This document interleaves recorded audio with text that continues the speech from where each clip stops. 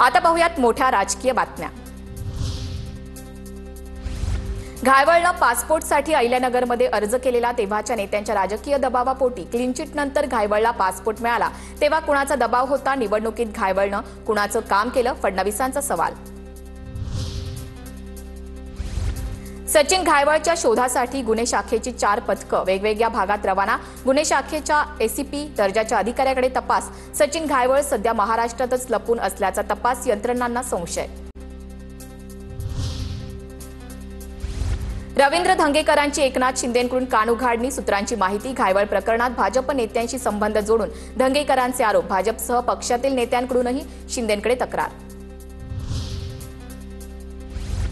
आता आपण काँग्रेसमध्ये नाही हे धंगेकरांच्या लक्षातच येत नाही। अजित पवारांचा टोला, आपलं नेतृत्व एकनाथ शिंदे आहेत हे लक्षात ठेवावं, अजितदादांचा सल्ला।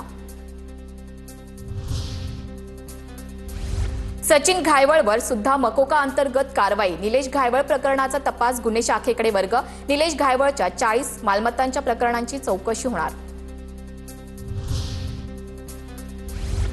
पोलीस व्हेरिफिकेशनमध्ये घायवळवर एकही गुन्हा दाखवलेला नाही। हा रिपोर्ट कुणाच्या दबावाखाली तयार केला? सवाल उपस्थित करत भाजप आमदार सिद्धार्थ शिरोळेंचा रोहित पवारांकडे रोख।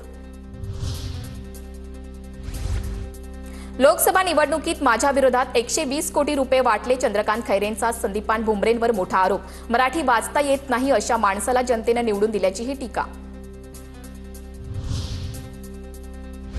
मुख्यमंत्री फडणवीस उद्या दिल्लीला जाणार। भाजपच्या केंद्रीय निवडणूक समितीच्या बैठकीला उपस्थित राहणार। बिहारमधील जागा वाटप आणि उमेदवार यादीवर शिक्कामोर्तब होण्याची शक्यता।